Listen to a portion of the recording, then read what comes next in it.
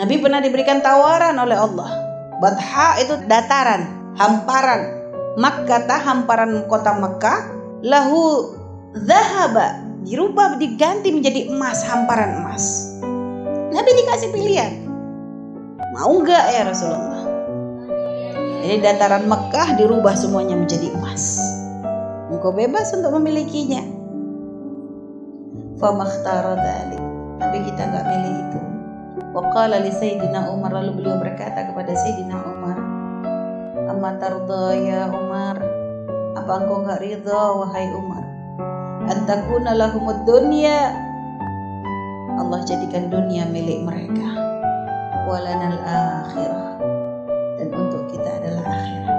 Ya, Sayyidina Umar waktu itu kan pernah komplain sama Nabi, ngelihat hidupnya Nabi itu kok susah. Nabi tidur di atas pelepah kurma begitu, sampai membekas di punggung suci beliau. Nangis Sayyidina Umar.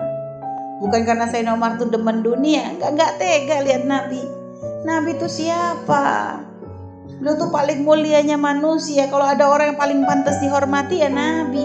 Kalau ada orang yang paling pantas dapat kemewahan dunia ya Nabi gitu loh.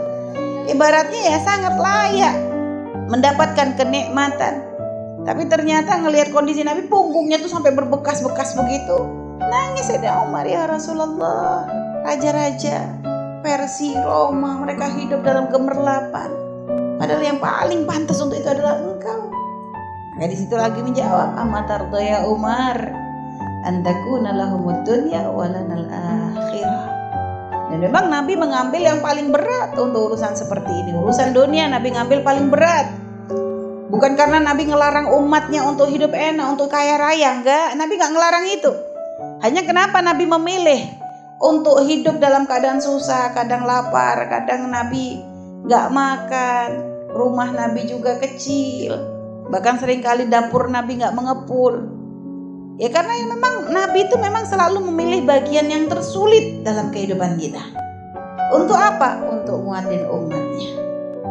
Ketika orang punya keturunan, paling berbangga biasanya umumnya, terutama di negeri Arab tuh paling bangga dengan anak laki-laki.